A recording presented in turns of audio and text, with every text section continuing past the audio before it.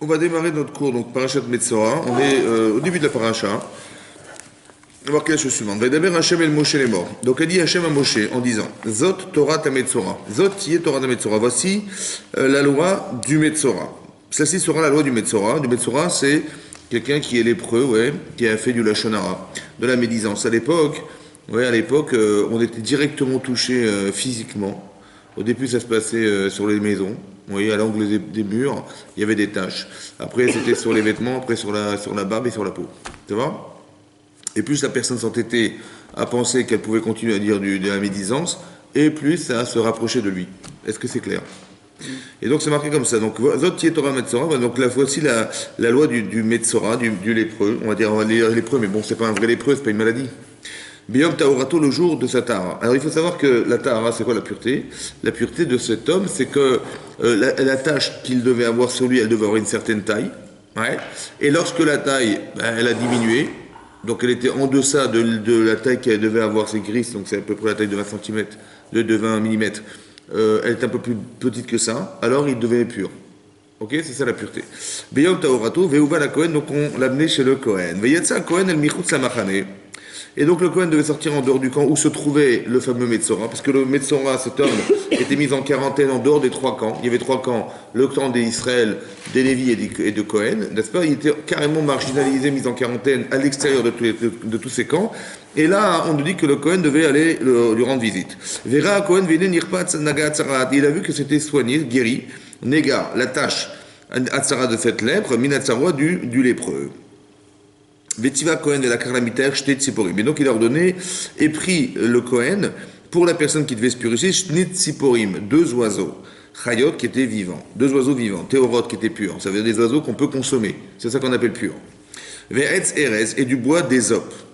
Et du bois de Erez, pardon. Erez c'est du cèdre. On a du bois de cèdre, une branche de cèdre. Ou Shnitolahat et du fil écarlate. Ou Ve'ezov et un bois d'Ésope. D'accord ? En vrai, on va essayer de comprendre pourquoi il fallait prendre des oiseaux, pourquoi du bois, pourquoi tout ça. Vetiva Kohen, Vesharat et Tatsiborachat. El Kol, El Kli Cheres, Al Meim. Donc, qu'est-ce qu'il faisait ce Kohen ? Il devait égorger cet oiseau. Et il devait donc il devait déposer cet oiseau dans un ustensile qui était rempli d'eau. Et vetatzipor achaya ikar ota vetaetz aerez et shnitolaad vetaezo vetavalotam et tatzipor achaya bedam atzipor achechuta. Qu'est-ce qu'il devait faire ensuite ? Prendre l'oiseau qui était l'autre oiseau vivant, ouais, prendre avec du bois de Ésope, du cèdre et le shnitolaad, et les rassembler les éléments et de tremper dans le sang de l'oiseau égorgé. D'accord, c'est ce qui est marqué. Et après, il devait asperger cette personne qui était censée être pure, Minatsara, de sa lèpre. Sheva Pamim, il l'aspergeait 7 fois. Ouais, ça va ? Vetiaro, il le purifiait. Vishilach et Tatsipor Achayel Penasade. Ensuite, il renvoyait l'oiseau restant, il le renvoyait dans la nature. Voilà, c'était ça le processus qu'il devait suivre. Ça vous plaît ou pas ? C'est extraordinaire, c'est incroyable. Prenez les oiseaux, les égorges. Bon. Ok, vous avez compris quelque chose ou pas ? Moi non plus. Alors on continue, alors on fait Rachid. Moi j'ai rien compris. C'est un peu, on a l'impression qu'on fait un petit peu de la sorcellerie, pour ne pas être vulgaire. Alors, on fait Rachid. Alors regardez Rachid, le commentaire de Rachid se trouve donc dans la troisième ligne. Troisième ligne. Il y a marqué Théorot, donc le mot Théorot est en gras. Rat le'of tamé, donc on nous dit Théorot. Donc des animaux purs, exclure des animaux sauvages, des aigles, des je sais pas quoi, des animaux qu'on ne peut pas consommer. Alors Rashi explique comme ça. Les fiches gaim baim al lachonara. On dit que pourquoi il a des taches sur lui ce monsieur là ? Parce que les taches elles viennent à cause du lachon hara. Le lachon c'est le langage, hara mauvais. C'est-à-dire que le mépris qu'on a des autres, la négligence qu'on a des autres, ça s'exprime. Ouais. Et lorsqu'on exprime ça, alors tout à coup les gens qui le font, ils ont des taches sur eux. Des negaim. Ouais, comme ça, c'est marqué, c'est une Gemara dans Arichin Daftezva Vamoudbet, c'est une Gemara, en fait, qui ramène ça. Il dit, Shou ma'ase pitput dvarim. Ouais, pitput dvarim, ça veut dire que quoi, hein, et quoi, à part le fait qu'il ait des taches en lui, ce qu'il a fait, c'est quoi, finalement ? C'est pitput dvarim. Ça veut dire qu'il a piaillé. Pour la Torah, hein, cet homme, c'est un piailleur. Les fichar uskak les tarato betsiporim. C'est pour ça que la pureté, on va dire, on va réparer son erreur, qui est d'être un oiseau, en prenant un oiseau. Chez Mepatpetin Tamid Betsif Soufkol, parce que ce sont des oiseaux qui piaillent toute la journée, ils font des sifflements toute la journée. Ça va? Donc qu'est-ce qu'on lui dit? Ben tiens, tu vas prendre un corban, tu vas te rapprocher d'Hachem. De quelle manière? En prenant cet oiseau. Parce que cet oiseau, en fait, il te représente quelque part. C'est vrai? C'est ça le corban. Et qu'est-ce qu'il va faire? Il va prendre un petit oiseau qui va égorger, et en voyant cet oiseau-là, il va se dire, mais moi aussi je suis un petit oiseau, je piaille. Ça veut dire que son discours, aux yeux de la Torah, c'est quoi? Des sifflements. C'est un siffleur. Etz Erez. À part ça, il va prendre un bois de Erez. Le bois d'Erez, c'est quoi? C'est le bois c'est du cèdre, un arbre. Ouais, le cèdre, il est petit ou il est grand? Il est petit ou il est grand? Il est grand. Il est grand, Chazak. J'aime bien que les gens ils répondent juste, c'est bien, Chazak. Les fiches Alegaïm Baïm al-Lachonara. On a dit que Baïm al-Gesutarouar. Pourquoi cette grande arbre? Parce qu'on dit que les Negaïm, les tâches, elles viennent à cause de quoi? Baïm al-Gesutarouar. La grossièreté. Gesutarouar. Quelqu'un qui fait du Lachonara d'amusance, il est grossier. Ouais, et donc il se prend pour je sais pas quoi. Ouais, donc il est orgueilleux. D'accord? Donc on nous explique en fait l'origine des choses. C'est-à-dire que le korban, c'est quoi le korban? C'est ce qui relativise la nature des gens. Vous comprenez? C'est ce que dit Rachid. Il dit, ça c'est l'Antan Chouma, c'est un midrash. Veshni à Tolaad Veizov. Donc il va prendre un fil de Tolaad d'écarlate qui vient d'un verre. Ouais, l'écarlate ça vient d'un verre. Et Ezov et du bois d'Ezop, qui est un petit arbuste. Matakanato, Veitrape. Donc qu'est-ce qu'il doit faire pour se soigner? Ouais, on considère qu'ici, parce qu'il y a marqué se soigner, c'est la critique qui fait du Lachonara, il est peu malade, puisqu'il se soigne. Vous comprenez? C'est une petite maladie qu'il a. Veyashpil asmo megaavato. Qu'est-ce qu'il va faire? Il va prendre un fil écarlate et du bois de Ésope, qui est un petit arbuste, pour casser, pour yashpil asmo. Il va se rabaisser. Ouais, il va se rabaisser megavato de son orgueil. Qui est tolarat comme un verre, et qui est est comme un petit arbuste, qui est le bois d'Ésope. Ça veut dire que là, ce qu'on nous dit entre guillemets, c'est nous dire à quoi tu ressembles un petit oiseau, à quoi tu pensais ressembler, ben, un bois énormissime, ouais, qui est le bois de Hérez, ouais, du cèdre, et vers quoi tu dois tendre. Mais pour te réparer, ben, ton problème, il est effectivement d'être un orgueilleux, donc tu vas te rabaisser comme un petit ver de terre, et tu vas, comment vous dire, et tu vas prendre cette petite arbuste qui est le bois d'Ésope, ouais, et qui va te rappeler que tu n'es pas grand-chose sur la terre. Et cette humilité va te permettre de te soigner. Vous avez compris? Voilà ce qui est marqué dans le Korban. Ça va? Alors c'est intéressant de réfléchir aussi, ouais, parce que pourquoi la Torah insiste tellement sur la parole? Ouais, on va essayer de comprendre ce principe. Vous avez compris que quelqu'un qui fait du lachonara, de la médisance, tout de suite, il est frappé par la lèpre. Oui, vous avez compris, il y a plusieurs circonstances qui vont justifier son châtiment à cet homme. C'est celui d'avoir des taches sur lui. Ouais, au début sa maison, après sur ses vêtements, et puis ça continue et sur sa barbe, et après sur sa peau, carrément, sur lui-même, oui. Effectivement, et à part ça, donc des taches, deux, on va devoir le mettre en quarantaine. Yoshev Badad Rouslamachane. Yoshev Badad, il va s'installer seul en dehors du camp. Yoshev Badad Rouslamachane. Alors juste que vous compreniez que on a souvent expliqué dans les cours que quand Hachem envoie un châtiment à la personne, ouais, c'est pas un châtiment. Ça va? Nous on dit quelqu'un qui a fait des bêtises, on le met en prison. C'est un châtiment. C'est bon? Voilà. D'accord? Ou par exemple quelqu'un qui brûle un feu rouge, il va perdre des points. C'est un châtiment. Il va, je sais pas moi, il paye pas son parc-mètre, il va payer une amende. C'est un châtiment. Ça va? Mais on n'est pas dans le châtiment avec Hachem. Ça n'existe pas.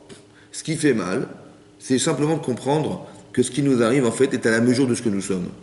Ça veut dire que nous, ce qu'on croit être un châtiment qui nous châtie, en fait, est la réparation, c'est-à-dire les paramètres qui sont contenus dans ce qui nous fait mal, sont exactement la réparation de notre problème. Ou bien à l'image de ce qu'on aurait dû être.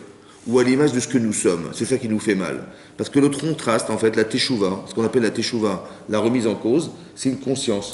La conscience, c'est quoi? C'est le paradoxe entre le bien et le mal. Alors, soit on nous dit ce qu'on aurait dû être, soit on nous dit ce qu'on est. Et comme on nous dit, tu sais, quand t'es un petit oiseau, je suis pas un petit oiseau, j'ai honte d'être un oiseau, et ça nous remet en cause et ça nous permet de faire teshuva. Autant que de dire, comment dire, tu es orgueilleux. Et voilà ce qui a occasionné, ton orgueil a fait que tu as dit du mal des gens. Oui, parce que tu t'es pris pour je sais pas quoi. Ça veut dire que la façon qu'on a de cultiver son rapport à l'autre, c'est pas d'exister en écrasant les autres. Vous avez compris? Il y a deux façons d'exister. Soit tu dis, tu valorises tes valeurs, et tes valeurs, elles sont justes, et donc elles justifient ta grandeur d'âme et l'estime de toi. Soit tu dis, non, moi comment je vis, moi, vous savez comment je fais? J'écrase les gens, moi. Je dis du mal de l'un, et vous savez que nous, on n'est pas comme ça, nous. Vous avez compris? On n'est pas comme ces idiots là-bas qui font des bêtises. Donc c'est une manière d'exister en écrasant les autres. Ça, cette façon de penser, elle est fausse. C'est ça que réprimande la Torah ici. Vous voyez, la gava, on dit non, écrase-toi un petit peu, sois comme un petit ver de terre, et tu vas voir que l'humilité va amener à ce que tu vas commencer à réfléchir de façon différente et reconsidérer la nature des autres ou bien la valeur humaine que représente l'autre. Et ça va tu vas commencer à dire autrement, à parler autrement. Mais pourquoi la parole est essentielle? Pourquoi ici, ce qui justifie le fait qu'il soit marginalisé et le fait qu'il ait des tâches sur lui, ça se passe par la parole. On a expliqué, la parole est essentielle.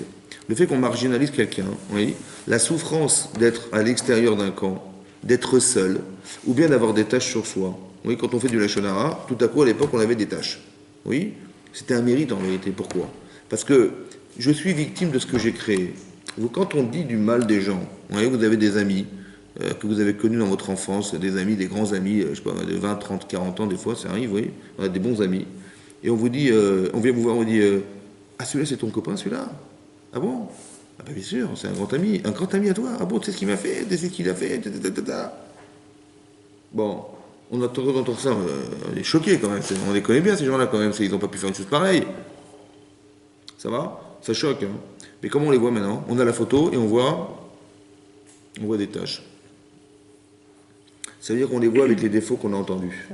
Et ça déforme, mais vous comprenez, ça déforme la relation humaine qui est énorme, c'est énorme, ça va? Des grands amis, on est sceptiques, on leur... Mais qu'est-ce qu'on a voulu faire en fait en disant ça? Quand la personne, elle a dit du mal, ben, elle a mis des tâches sur elle, parce que maintenant on la voit avec ses tâches, malheureusement, c'est ce qu'on a entendu. Et deuxièmement, on les a isolés, ces gens. Parce que quand on parle du mal des gens, on ne les fréquente pas, ces gens-là. Ça va? Donc on les a mis de côté, et on leur a mis des tâches sur la tête. C'est ça qu'on a fait. Manifestement, celui qui a fait ça, il ne souffre pas de mettre des tâches sur les gens.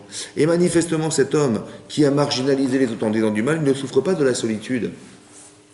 Parce que s'il avait souffert d'être seul, il n'aurait jamais osé rendre seul des autres. C'est vrai. Autant que s'il avait souffert d'avoir des tâches sur lui, il n'aurait pas osé en mettre sur les autres.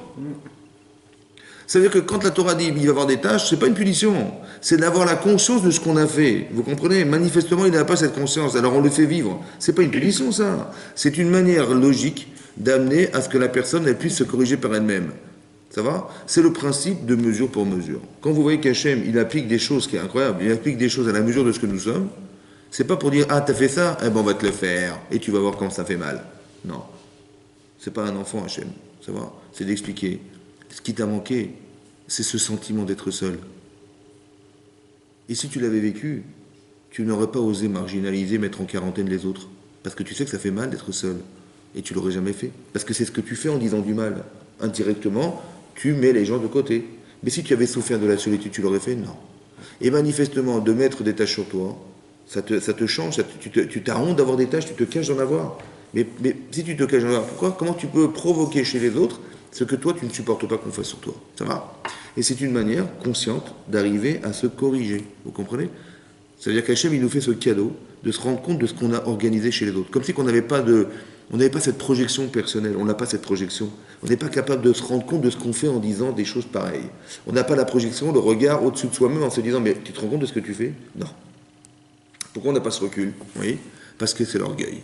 L'orgueil, ça veut dire que nous, on est au-dessus de tout ça. Vous comprenez? Quand on est quelque chose, on se prétend être quelque chose, on n'est pas capable de se rendre compte que ce qu'on fait est grave. Parce que on est omniprésent dans son cerveau. Il n'y a pas d'autre chose que soi-même.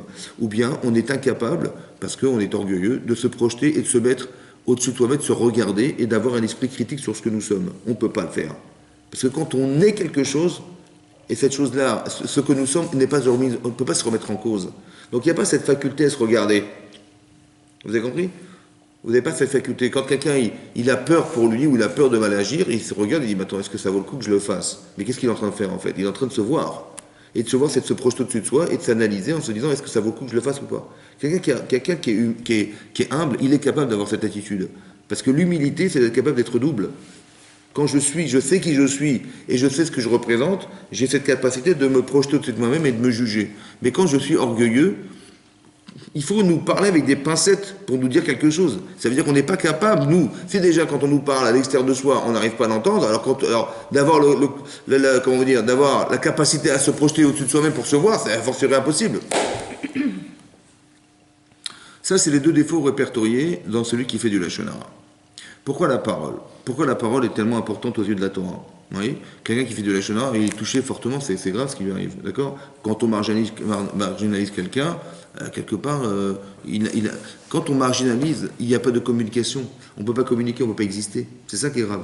Donc, vous voyez bien que quand la Torah dit fais gaffe, parce que quand tu parles comme ça, voilà ce qui t'arrive, c'est d'expliquer, il faut comprendre ce que ça veut dire. Ça veut dire qu'on le met de côté, ça veut dire comme si qu'il n'avait plus de rapport avec la vie, avec ce qui pouvait le faire vivre, avec ce qui pouvait le faire exister, parce qu'on existe grâce aux autres. Donc, quand on communique, on échange. Vous voyez, l'oisiveté, elle est, comment dire, l'oisiveté ou bien le fait d'être seul, ça détruit des êtres. C'est comme ça, on est de nature à communiquer, à parler, à discuter, à construire autour de soi, c'est comme ça.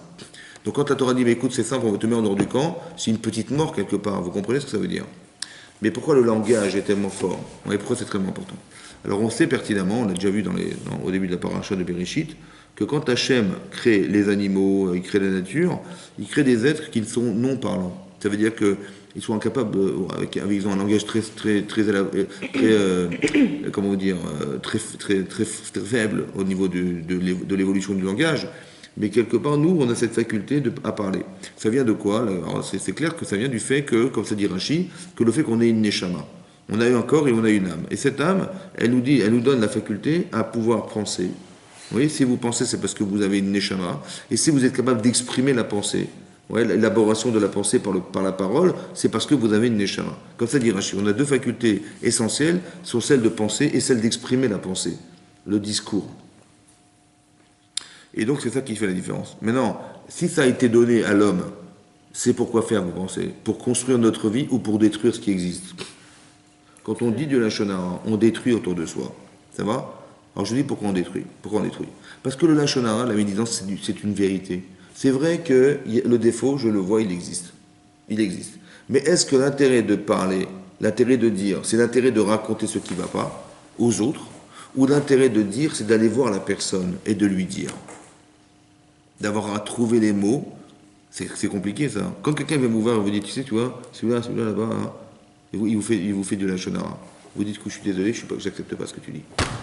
Mais pourtant c'est la vérité. J'accepte pas. Pourquoi? Parce que si c'est vrai, et c'est manifestement vrai, alors on va lui dire. Parce que l'intérêt, c'est pas de me raconter à moi j'ai rien à savoir de ça. Si tu as vu des choses qui ne sont pas correctes chez lui et que c'est à corriger, va lui dire à lui. Et dire, ah mais attends, c'est déjà bien différent parce que d'aller le voir et de lui parler, je suis pas capable. Ah, t'es pas capable. Donc qu'est-ce qui t'a manqué? Le courage d'aller le voir. T'as pas trouvé les mots. C'est facile de raconter aux gens. Vous avez compris, c'est facile de raconter, de détruire autour de soi. Quel intérêt de parler autour de soi? Juste pour détruire? Vous comprenez? C'est pas pour ça qu'on t'a donné la faculté à parler. On t'a donné cette faculté au contraire pour dire, j'ai vu et je vais dire. Mais à qui je vais dire? Je vais dire à la personne concernée. Et je vais trouver les mots pour lui dire. Et je vais avoir l'humilité de lui dire. Et je vais avoir, la noblesse. Parce que c'est pas facile de parler aux gens et de leur dire ce qui va pas.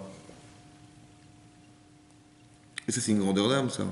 Si on t'a donné l'intelligence de voir des différences, et que ces différences, tu peux les corriger aux yeux d'Hachem, c'est plus valorisant que de les raconter aux autres. Parce qu'à quoi ça sert, finalement? Vous comprenez? À quoi ça sert d'aller raconter aux autres ce qu'on a vu chez les uns? À quoi ça sert? Ça sert à rien. Juste que d'exprimer que nous, vous avez vu, on n'est pas comme ça. Vous avez compris? Donc le fait de dire du mal, c'est simplement comme dit Rashi, la source, c'est l'orgueil. La source, c'est de croire que la logique, c'est d'exister en disant du mal des autres. C'est ça la logique. Et la logique, c'est d'exister en disant que on est au-dessus de ce que nous, on critique. Cette logique est fausse. C'est pas comme ça qu'on évolue et c'est pas comme ça qu'on fait évoluer le monde. On est fait évoluer le monde en étant capable d'avoir le courage d'aller dire, d'avoir les mots pour dire, d'avoir, l'empathie de celui qui est en difficulté et de lui expliquer avec ses mots comment on va essayer de le remonter. Vous avez compris? Mais ça, c'est compliqué, ça, c'est pas simple. Mais qu'est-ce qu'on a gagné? Bien sûr qu'on a gagné. On a gagné de devenir. Celui qui a vu ça, et qui a vu ça, donc discrètement, il va lui parler, il va trouver les mots, etc. Il va être grandi par cette situation. Au contraire. Mais pour ça, il faut avoir l'humilité de se rendre compte que tout ça, c'est l'objet de la création d'Hachem. Tout ce que vous voyez autour de vous et qui est critiquable, en vérité, quand je critique la personne, je critique pas la personne seulement, je critique celui qui l'a créé. Parce qu'il a fait manifestement des choix qui sont des mauvais choix, mais ça c'est parce que tous les pouvoirs qu'Hachem lui a donnés, il n'a pas su les utiliser. Donc, c'est-à-dire qu'entre guillemets, on est en train de critiquer le bon Dieu là. C'est ça qui est grave aussi, vous comprenez? Voilà. Maintenant la parole est fantastique, pourquoi? Parce que quand Hachem crée le monde, il crée en parlant. Vayemer Elohim Vayor. il a dit que ce soit la lumière, que ce soit, etc. Donc il a dit 10 paroles. Ouais, ben Sarah Mahamarod Ivraolam, le monde a été créé par des paroles. Donc là on voit que la parole est créatrice. La parole est créatrice. Donc si on a cette faculté à dire, c'est qu'on crée quelque chose en parlant. Ne croyez pas que c'est vain ce que vous dites. Ouais, ça crée quelque chose. Forcément, ça rentre dans le cœur des gens, ça a manifestement une influence, et cette influence, elle est spirituelle, elle touche la personne. Elle vous touche quand on entend quelque chose. Cette force-là, c'est la force de la parole, elle est créatrice. On n'a pas le droit de négliger, de désacraliser ce rapport avec la parole. Il faut faire attention à ce qu'on dit. Il faut faire attention à ne pas, comment vous dire, on reconnaît les gens par ce qu'ils disent.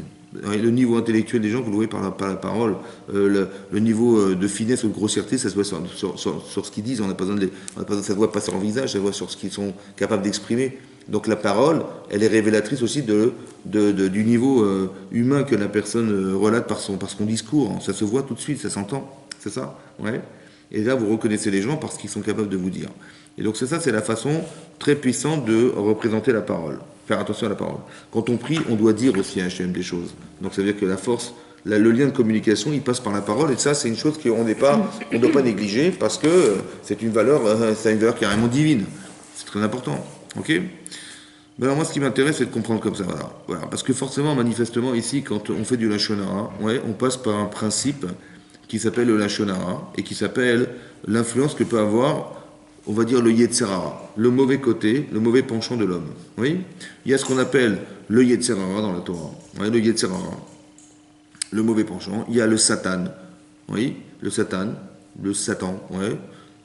A priori, c'est autre chose. Et le Malach HaMavet, l'ange de la mort. La Gemara dit dans Baba Batra que le même ange qui est le Yetzer Hara, le mauvais penchant de l'homme, le Satan et le Malach HaMavet, cet ange de la mort qui condamne et qui accuse et qui condamne la personne, c'est le même ange. En fait, il a ces trois fonctions. Un, d'être un Yetzer Hara, un mauvais penchant, un Satan, et un qui est le Malach HaMavet. C'est le même ange. Maintenant, à nous de définir qu'est-ce que c'est que le Yetzer Hara. C'est quoi le Yetzer Hara?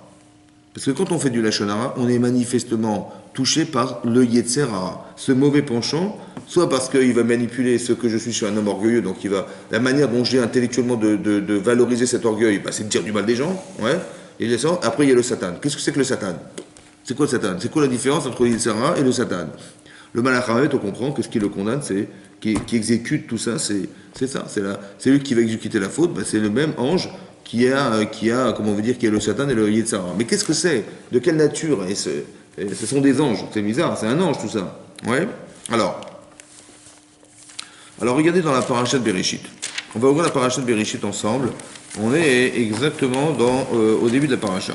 Ouais, lorsqu'on nous parle le Nachash, le fameux serpent, là-bas c'est marqué la chose suivante. Hein? Alors je cherche en même temps que vous. Toc. Voilà. Regardez la page 14 dans ce Chumash. Donc on est dans le Chumash bleu là c'est page 14. On est exactement dans le deuxième chapitre de Berachet Bereshit, ouais, et on est dans le 25e verset. Voilà, c'est marqué Veyush Nehem Arumim. On nous parle de Adam et Chava. Adam et Ève, ils étaient nus tous les deux. D'accord? À Adam Veishto, l'homme et sa femme. Velo itbo shashu. Mais ils n'avaient pas honte d'être nus. Donc on est avant la faute de Adam et Chava, on est avant la faute, et c'est marqué qu'ils étaient nus dans le Gan Eden sans avoir honte d'être nus. D'accord? Et Rachid expliquait, alors regardez le Rashi avec moi. Le Rashi, c'est le commentaire qui se trouve exactement, mais sans mentir. Hein. C'est exactement. Alors colonne de gauche, on est à peu près à la 7e ligne après le départ. Il y a marqué café en gras. Rashi se trouve en bas. Regardez en bas, colonne de gauche. 5 lignes après le départ, il y a marqué Kafé là-bas, Loïd Bochachou, il n'avait pas honte. Shelo Ayu Yodaim, parce qu'ils ne connaissaient pas, on parle de Adam et Chava, Derer Sniout. Ils n'avaient pas de notion de pudeur. Ils n'avaient pas de notion de pudeur chez eux. Pourquoi? La Afrin Ben Tov Lara, pour différencier le bien du mal. Vous avez compris que la pudeur, c'est un sentiment. Mais c'est quoi le sentiment de la pudeur? C'est de différencier le bien du mal. Quand je me sens mal, je me couvre. Ça va? Mais je me couvre de quoi? Qu'est-ce qui est mal? Elle dit, chez Afalpi, chez Nitna Bodé Alikrot, Shemot. Bien qu'ils avaient l'intelligence de nommer les animaux. Juste avant, c'est marqué qu'Hachem a demandé à Adam, nomme les animaux. Nommer, c'est pas donner des noms comme ça, fictifs aux animaux, c'est de trouver l'essence de la nature animale. le nom en hébreu correspond à l'essence de la nature animale. Donc il était intelligent, Adam Arishon. Parce qu'il a compris l'essence des animaux. Ça va? Donc s'il était intelligent, donc pourquoi il n'a pas eu honte d'être nu? Vous avez compris? Ça veut dire qu'intellectuellement, ça ne se fait pas d'être nu dans la nature. Il aurait dû se couvrir. Eh ben, il n'avait pas besoin. Ça va? C'est intéressant. Il dit, bien qu'il était intelligent, donc c'est ce que dit Rashi, Lo Natan Bo Yetzerara, Lo Natan Bo Yetzerara, il n'a pas eu de Yetzerara, justement, Ad Achlomina Etz, jusqu'à ce qu'il ait mangé de ce fameux fruit de la connaissance du bien et du mal. Venich Nasbo Yetzerara, Nich Nasbo, est rentré en lui le Yetzerara. Vous avez compris? Et là, ils ont eu honte. Veyadam abed tov lara. Ça va? Ça veut dire que quoi? Ça veut dire que la pudeur, il s'est exprimé, c'est le contraste ressenti entre le bien et le mal. Mais pour avoir envie de se couvrir, il fallait que le Yitzhara rentre en nous. Après quoi? Après qu'on ait mangé, hein? Comment? Le fruit de l'arbre. C'est l'arbre du bien et du mal. C'est quoi le bien et le mal? Avant, ouais? Vous avez compris? Vous avez compris, Rashi? Vous avez compris, Rashi? Rashi dit bien qu'ils étaient intelligents. On est avant la faute d'Adam Rishon. Ça va? Mais ils n'avaient pas envie de se couvrir. Ils ne sentaient pas la différence entre le bien et le mal. C'est qu'après qu'ils aient consommé qu'ils ont compris. Vous savez quel rapport ils avaient, Adam et Chava, avec la vie? C'était quoi? Un rapport intellectuel. Ça veut dire qu'il y avait une différence fondamentale entre le vrai et le faux, et le bien et le mal. Le vrai et le faux, c'est rationnel, et le bien et le mal, c'est émotionnel. Il n'y avait pas d'émotion. Quelqu'un qui dit « Oh là là, j'ai honte, je m'habille. » D'accord? Mais parce que je ressens quelque chose que je m'habille. Et j'avais la volonté de me cacher parce que j'ai honte d'être nu. C'est ça, oui, non? Mais là, ils n'avaient pas honte. Pourquoi? Parce qu'il est où le mal? Il n'y a pas de mal, vous comprenez? Il n'y a pas de ressenti. Il n'y avait qu'une conscience du vrai et du faux, sans avoir la connaissance du bien et du mal. À partir de quand ils ont eu la connaissance du bien et du mal? Lorsqu'ils ont consommé du fruit de cet arbre. Là, le Yetzirah, il est rentré en eux. D'accord? Du bien et du mal. Ça veut dire quoi, du bien et du mal? Ça veut dire quoi, le Yetzirah, du bien et du mal? Ça veut dire quoi? Vous comprenez ou pas? Ça veut dire que même quand vous voulez faire du bien, ça vient du Yetzirah. J'ai envie de faire une mitzvah. D'où ça vient? Du Yetzirah. Un truc de fou. Hein. Pas logique. Pas logique. C'est quoi le Yetzirah? Un mauvais penchant? Non, c'est pas. Non, vous avez compris. Il y a marqué quand ils ont consommé du fruit du bien et du mal, c'est là que le Yetzirah il est rentré en eux. Oui, donc il fallait dire qu'il est rentré le mauvais penchant, c'est ce que vous dites, le mauvais penchant. Alors ne dit pas le fruit de l'arbre du bien et du mal, mais non, que du mal. Ouais, non, les deux. Ah, pourquoi l'autre? Il fallait pas dire le Yetzirah rentre en eux, il fallait dire le Yetzirah Tov. Non. Est-ce que vous comprenez que ce qui a marqué là, c'est que le désir de faire le mal ou de faire le bien est issu, le désir, c'est le Yetzirah. Le désir, il n'y avait pas de désir au départ.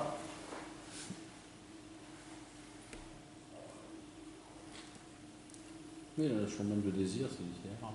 C'est ça, c'est le désir. Avant, il n'y en avait pas. Comme je n'ai pas le désir, donc je n'ai pas le mauvais regard, donc je n'ai pas besoin de me couvrir. Vous avez compris ça? Ça veut dire que si on désire quelque chose, c'est issu de lui. C'est bien ou c'est mal de désirer? Ça dépend quoi? On veut dire que le désir, c'est un moteur extraordinaire. Non? Parce que si vous faites des choses que vous ne désirez pas, ça va pas loin. Mais quand vous désirez, ça va loin. Mais d'un autre côté, c'est quoi le danger du désir? Le problème du désir, c'est que si le désir est indépendant de moi, c'est qui veut? C'est moi ou c'est le désir? On dit comme ça. Au départ, il y avait l'homme.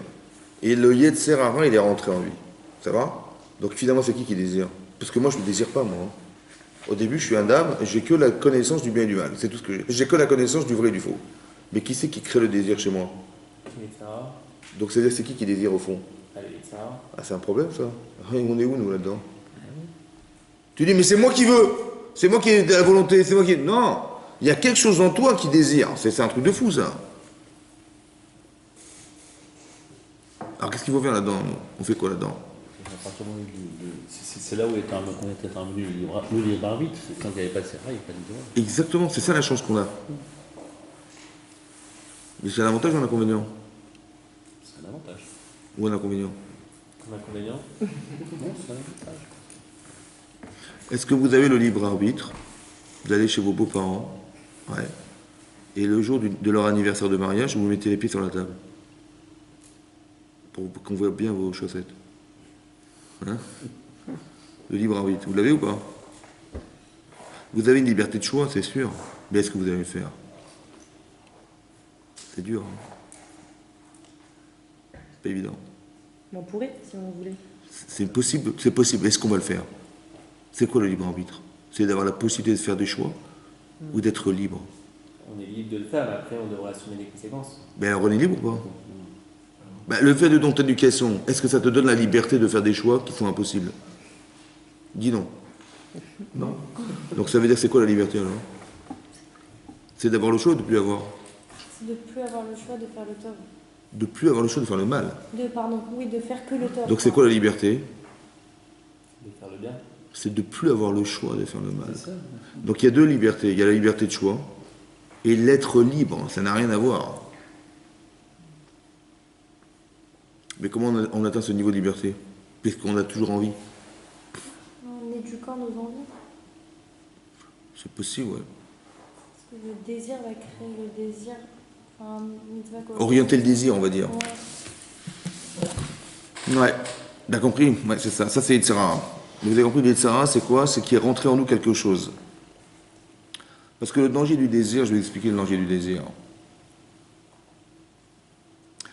J'ai toujours expliqué que la pensée, quand vous réfléchissez, c'est parce que vous désirez que vous réfléchissez. Parce que si j'ai pas envie, j'ai envie de rien, je pense à rien. Mais si j'ai envie de faire quelque chose dans ma vie, j'ai envie de, je sais pas moi, j'ai envie de voyager, j'ai envie de faire telles études, j'ai envie de faire tel métier, j'ai envie de faire telle démarche, j'ai envie, donc je vais réfléchir comment réaliser mon désir. C'est comme ça que ça marche. Mais si vous n'avez pas envie, bah, qu'est-ce qui vous motive? Rien. Vous avez compris? Donc ça veut dire que la base de la pensée, c'est un désir. Mais ça va très loin, parce que si vous désirez énormément, vous allez l'amplitude intellectuelle, elle va dépendre du désir. Le courage d'arriver au bout de votre démarche intellectuelle, ça dépend du désir. Vous allez dire, ah, c'est trop dur. J'ai pas envie, c'est trop dur. Ça veut dire que quoi? C'est parce que c'est trop dur que j'ai plus envie. Vous avez compris? Ou bien non, j'ai. Donc ça veut dire qu'il y a derrière une capacité mentale, une capacité de caractère, de vertu qui font que mon désir, il va être articulé parce que je sais qui je suis. C'est comme ça que ça marche. Oui? Ça, c'est l'avantage du désir. L'inconvénient du désir, c'est que si je désire bien, eh ben, je vais faire des choses bien dans ma vie. Si je désire mal, je peux voir. Et est-ce qu'on peut manipuler le désir? Hein? Parce que je vous explique. Si la base de la pensée, c'est le désir, on peut déformer le cerveau par le désir, puisque c'est la base. Parce que si mon désir, il est très très fort, il peut aveugler mon intellect. Ça va? Parce que je n'ai pas envie de penser à autre chose qu'à mon désir. Puisque ça, c'est ça qui l'articule. Par exemple, on a dit une fois, que dans la Torah, c'est marqué qu'un juge, il n'a pas le droit d'accepter de l'argent pour juger les gens. Ça va? Parce que le shochat, des pots de vin, c'est méravert, c'est aveugle. Les yeux des tzadikim. Eh bien, ça déforme aussi, mais ça lève d'ivrei tzadikim, ça déforme les paroles justes. Donc ça veut dire que le recevoir de l'argent pour juger les gens, ouais, oui, ça a deux réactions chez l'homme, deux réactions, une intellectuelle, ouais, qui est d'aveugler la personne, et d'autre de déformer au pire la façon de penser. Ça va? Je vais m'arranger avec ce que je sais pour arriver à ce que j'ai envie. Et je m'arrange. Ou bien, carrément, je ne vois plus rien. C'est puissant quand même, le désir. Oui, parce que, alors on a expliqué comment on peut devenir aveugle en ayant accepté quelque chose. Comment on peut devenir aveugle? C'est quoi devenir aveugle? Ça veut dire quoi devenir aveugle? Hein? Ne plus être capable d'être double, d'être un avec nos intérêts. Donc Bah, quand j'ai envie de quelque chose, par exemple le juge il va recevoir beaucoup d'argent pour juger la personne, oui, l'argent va faire qu'il ne pourra pas le condamner. Pourquoi? Parce que si je le condamne, je vais être obligé de lui rendre. Ou bien, je vais être gêné, il m'a donné de l'argent et je vais le condamner, c'est l'inverse de ce qu'il espérait. Et je ne peux pas faire une chose pareille. Donc, je deviens aveugle. Ça veut dire quoi devenir aveugle? Ça veut dire... Comment ça peut avoir un effet pareil? Aveugle, ça veut dire quoi? Ne plus voir. Ne plus voir ce qui le condamne. Oui, c'est ça, ne plus voir ce qui le condamne, ça veut dire quoi? Il perd son discernement. Mais comment il le perd? Il perd le discernement, comment ça se perd? Comment on peut perdre? Parce qu'en le condamnant lui, il se condamne lui-même. Mais pourquoi, comment il devient aveugle? Par quel phénomène? Parce qu'il est redevable de l'argent qu'il a. Aveugle? Il ne voit plus. Il sait ce que ça a comme conséquence, mais il devient aveugle. Il y a une partie qui le condamne qu'il ne voit plus. Comment il ne le voit pas? Parce qu'il Il le voit sait. autre chose à la place. Hein? Il voit autre chose à la place, donc du coup, ce qu'il devrait voir normalement, il préfère voir. Et pourquoi il ne peut pas voir les deux? Parce que c'est plus l'autre, le mauvais penchant est plus fort et plus Parce que je n'ai pas envie. J'ai reçu 30 000 euros. J'ai envie que d'une chose, c'est d'innocenter. Mais je ne peux pas le condamner. Ça va? Je n'ai pas envie, donc mon cerveau, il sait que j'ai pas envie. Et comme la pensée, elle dépend du désir, donc il n'a pas envie, mon cerveau, de me donner l'information. C'est ça l'aveuglement. Ça, c'est le danger d'aveugle. Vous avez compris?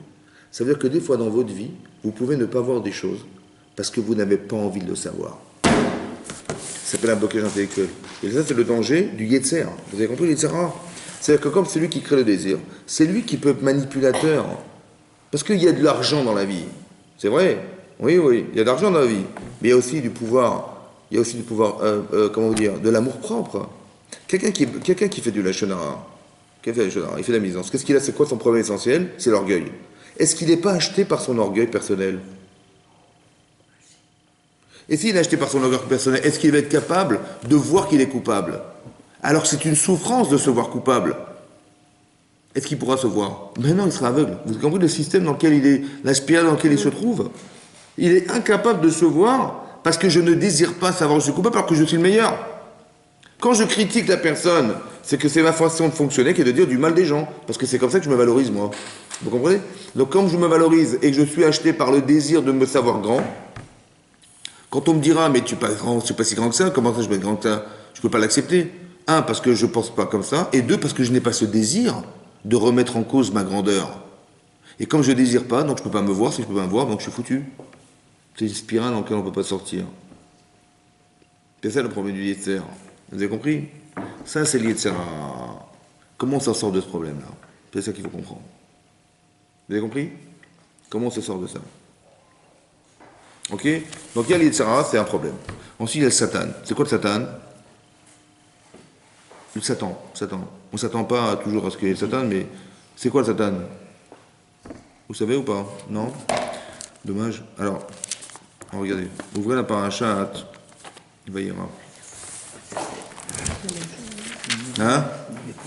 C'est la même chose, Ben non, Enfin, c'est pour 2 ans. nous, Ben oui, pour vous, je sais, mais c'est pour ça qu'on a fait court, c'est pour vous montrer la différence. Alors, ouvrez la page 104, comme le Peugeot. Page 104 dans le fromage bleu. Vous avez trouvé? C'est marqué là-bas dans Perek Kavbet. Le 22e chapitre Pasuk Aleph. Vous avez trouvé? Alors on y va. C'est marqué Vayi achar advarim haele. Voici qu'après ces paroles, Ve'elokim et Dieu, Nissa et Abraham a éprouvé Abraham. Oui? Vayomer Elav, il lui a dit Abraham, Vayomer Ineni, il dit me voici, Vayomer, Kartnaït bincha, prends ton fils, je t'en prie, et Yeritra unique, et Avta que tu aimes, et Israq, Velech Lecha, et va pour toi, et la Haaretz à Moria, vers le pays de Moria. Ve'aleu Sham Leola, et monte-le là-bas, en korban Ola, un korban de sacrifice d'Holocauste. Alachat et Harim, vers une des montagnes, Sheroma Alecha, que je te dirai. Achar Adevarim Aele, après ces paroles, Dieu va éprouver Abraham. Après ces paroles. Vous voyez de quoi je parle? Les paroles. Lesquelles? Bon, on ne sait pas. Alors, quelles paroles, justement? Alors, regardez Rashi. Achar Adevarim Aele, après ces paroles. Rashi. On est Pasuk Aleph. Donc, Rashi, donc colonne de gauche. Colonne de gauche, on est exactement 6 lignes avant la fin de Rashi. 6 lignes avant la fin, il y a marqué Achar Adevarim Aele. Vous avez vu ou pas? Chazak. Yesh Merabotenu Omri. Il y a parmi nos maîtres qui ont dit. Quand Rashi amène des maîtres, évidemment, Rashi dit pratiquement jamais rien de lui. Hein.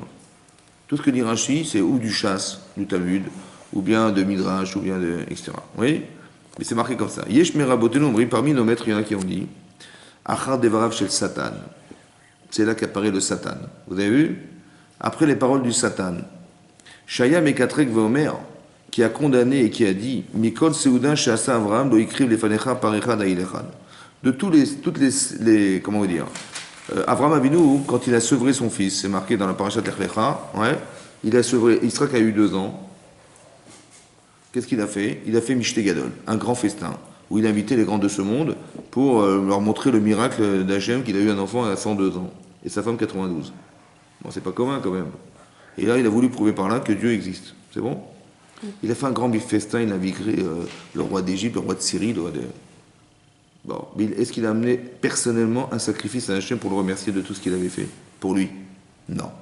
Donc le Satan, il vient, il dit, tu vois, il n'a pas amené ni parecha, ni aïdecha, ni un bœuf, ni quoi que ce soit pour qu'il te remercie, Abraham, d'avoir fait une chose pareille pour lui. C'est énorme ce qu'il a reçu comme cadeau, avoir un enfant alors qu'il n'espérait pas. À Marlo, il lui a répondu Hachem au Satan, Kloum Asa et la Bishvil Beno. Kloum Asa, tout ce qu'il a fait, c'est pour son fils. Mais il a fait les Shem Shamaim. Ça ne t'inquiète pas, tout ce qu'il a fait, il a fait en mon nom. Vilu Haïti Omerlo Zevachoto, Lefanaï Loyam Akev. Et sache que si je lui demandais de le sacrifier devant moi, il n'aurait pas refusé. Toi, tu pensais le Satan que quoi? Que d'avoir eu cet enfant, c'était tellement fort chez lui qu'il t'a carrément oublié. C'est ça qu'il a pensé. Oui, il dit, mais ne t'inquiète pas, si même je lui enlevais cet enfant, il accepterait. Pour dire que la priorité c'était Hachem et pas l'enfant. Ça va? Voilà ce qui est marqué. En tout cas, c'est quoi le Satan ici? C'est quoi le Satan? C'est quoi le Satan ici? C'est ce qui suggère à Dieu. C'est un accusateur. Un accusateur, oui. Très très bien. Ça veut dire que c'est quoi l'Yitzhara? Le Yitzhara, c'est celui qui crée, qui anime Le mauvais penchant. le désir, peu importe lequel. Et le Yitzhatan, c'est quoi? C'est qui accuse. C'est celui qui accuse. Ça veut dire que quand je fais une avéra, tout de suite là-haut, il y a qui vient, il vient voir Hachem. T'as vu ce qu'il a fait? D'accord? Qu'est-ce que fait Hachem? Il répond. Enfin, il essaye. Ah non, il va envoyer Une épreuve. une épreuve pour voir si on peut répondre au Satan ou pas. Très bien. Ça veut dire qu'Hachem, il n'est pas sûr qu'il a raison. Non, On ne sait jamais. Bon. Et donc, qu'est-ce qu'il dit à Satan? Il dit, attends, je vais quand même te prouver que j'ai raison, ça va? Et donc, je vais être obligé d'éprouver Abraham. C'est ça qui est marqué ou pas? C'est logique ou c'est pas logique ce que je vous dis là? Dieu, il a besoin de prouver qu'il a raison, Dieu? Dites non, ça va plus vite. Non. Non. C'est sûr que non. Donc, qu'est-ce qu'il a dit Hachem? Le Satan, il dit, tu vois, Abraham, il n'a pas amené un sacrifice pour te remercier. Il dit, mais t'inquiète pas, il l'a fait chercher, voilà la preuve, je lui demande de prendre son fils, il va te sacrifier, tu verras. Tu verras que quoi? Ben, tu verras que j'ai raison. Mais j'ai pas besoin que tu me prouves ta raison. Si t'as raison, tu dis au Satan, écoute, tu t'es trompé, c'est tombé, on arrête là. Oui, non, il a besoin d'éprouver Abraham parce qu'il a eu tort, le Satan. Alors à quoi ça sert? c'est à nous, en fait, on répond à nous-mêmes. À quoi? Bah, on répond que. Parce que Hachem sait très bien où on en est. Alors? Et nous, on a besoin de cette épreuve pour. Mais voir alors où c'est on qui en le est. Satan? Bah, c'est c'est quoi? nous-mêmes. Mais c'est pas nous-mêmes, c'est un ange à part. Lui, Sarah, c'est moi, non. Le Satan, c'est pas moi non plus. C'est quoi Ça, ça? c'est la potentialité de ce que j'aurais pu être. Bah non, parce qu'il m'accuse. Ah, bon, dites il m'accuse, il me dit, ah, tu vois, il n'a pas fait ça, il n'a pas fait ça, il n'a pas fait ça, le Satan. Le Yetzirah qui rentre en moi, il m'enlève le désir d'amener le Corban, ici dans le cas d'Abraham. Et comme je n'ai pas amené le Corban, il vient, il m'accuse là-haut. C'est bon, c'est ça qui est marqué ou pas? Très très bien. Qu'est-ce qu'il a fait, le Yetzirah, et qu'est-ce qu'il a fait de Satan? C'est intéressant de comprendre. En vérité, quand on m'accuse quelque part, quand on nous accuse là-haut, c'est révélateur de quoi? Notre force ou notre faiblesse? Notre faiblesse. C'est-à-dire que la fonction du Satan et du Yetzirah, c'est quoi la fonction du Satan et du Yetzirah? C'est quoi sa fonction? Hein? Chazak. Ce sont des révélateurs de la faiblesse humaine. Le Yetzirah. Ou des forces. Mais pour l'instant, celui qui accuse après, c'est pas pour... Il y a un autre ange qui va venir m'applaudir quand je fais une mitzvah. Mais il y en a un qui me condamne. Ça va? Donc si le révélateur de la faiblesse humaine, c'est le Satan, qui m'accuse, si le représentant de la faiblesse d'Abraham, c'est le Satan. Donc Hachem, il s'adresse à qui? Abraham, en fait. Oui, Tzaratov. Si le Satan, c'est le révélateur de la défaillance d'Abraham. Donc quand Hachem il parle au Satan, à qui il parle? À la défaillance d'Abraham. Donc il parle à qui? Abraham. Abraham. Abraham, bien sûr. Fut ou là. Donc s'il parle à la défaillance d'Abraham, Ça vaut le coup de s'en débarrasser de la défaillance d'Abraham? Donc c'est pour ça qu'Hachem il éprouve Abraham. Donc ce qui arrive à Abraham, c'est un mal ou un bien? C'est un bien. Donc ce qui nous arrive, c'est un mal ou un bien? Vous avez compris ce mécanisme ou pas? J'ai fait une avéra, il y a un type là-haut qui m'accuse. Mais celui qui m'accuse là-haut, c'est celui qui représente ce que je suis pas. Donc qu'est-ce que fait Hachem? Il dit, il n'y a pas de problème mon chéri, on va t'éprouver pour te combler ce manque. C'est pour ça qu'on dit qu'Hachem n'éprouve que ceux qui lui méritent. Mais tout le monde le mérite. A priori, à moins qu'on soit tordu de tordu. Mais en vérité, tout ce qui nous arrive, c'est un problème ou une solution? Tout ce qui nous arrive dans la vie, c'est un problème ou une solution? Alors il faut le comprendre comme ça. Que tout ce qui nous arrive est une solution. Seulement, il faut avoir l'intelligence de voir dans les paramètres existentiels en quoi ça me solutionne.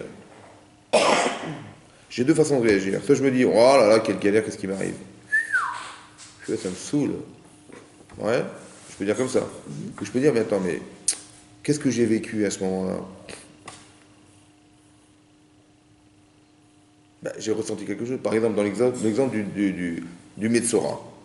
Alors, Hachem, il dit, c'est clair, mon chéri, tu vas avoir des tâches. Ouais, et hop, et tu sors d'ici, je veux plus te voir. Donc le type, il dit, attends, Dieu, il m'a puni, là. Il m'a mis dehors, ça va? Et il m'a mis des tâches sur moi, quelle honte, mais comment je me sens? J'ai honte devant les gens, je suis obligé de me cacher, j'ai honte.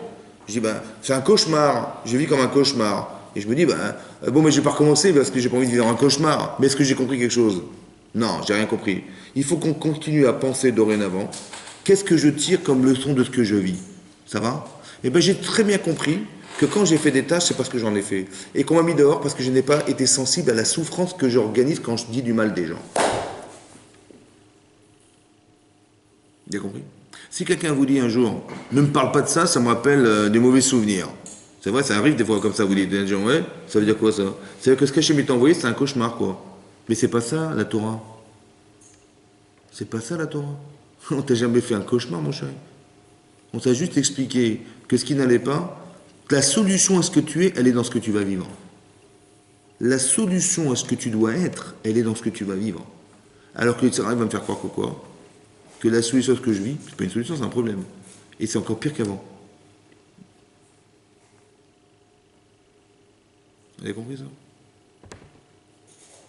Je vais aller un peu plus loin. Si le Satan est le représentant d'Abraham, la carence, donc qui c'est qui demande des preuves? C'est nous-mêmes, on cherche la réponse. C'est Hachem qui a demandé alors directement. Hachem, le Satan, il vient voir Abraham. Il vient voir Hachem disant, mais t'as vu ce qu'il a fait Abraham? Bon. Mais si le Satan, c'est le représentant d'Abraham dans son erreur, et qu'Hachem, il va éprouver Abraham et pas dire, il va dire à Abraham, voilà ce que je te propose. Comme c'est qui avait demandé à être éprouvé alors? Abraham. C'est Abraham. C'est logique ou pas? Mais quand est-ce que ça se passe, à votre avis? Quand on est dans le désir de construire.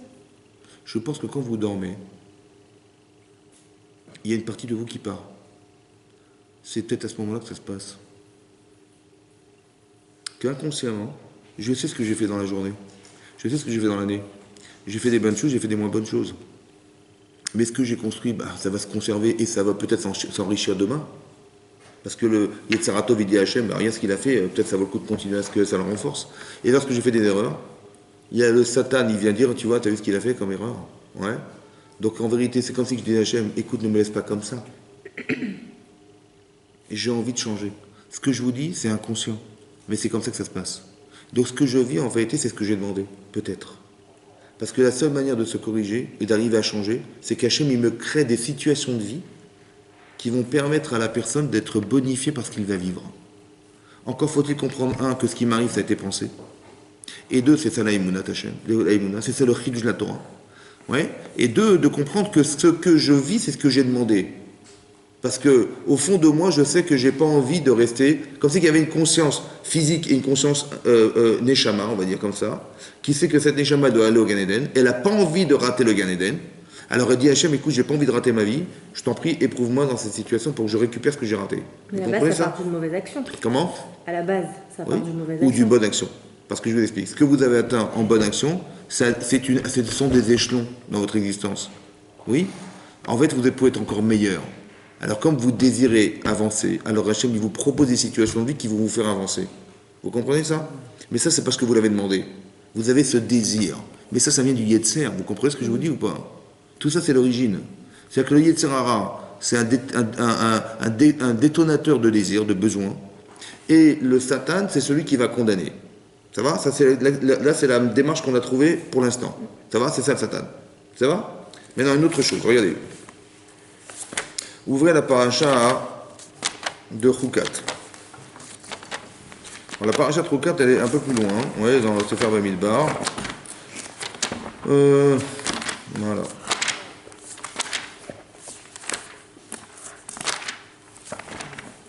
Voilà. Ouvrez la page 890. Vous avez trouvé?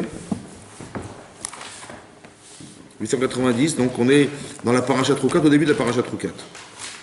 Et là-bas, on parle de quoi? De la paradouma.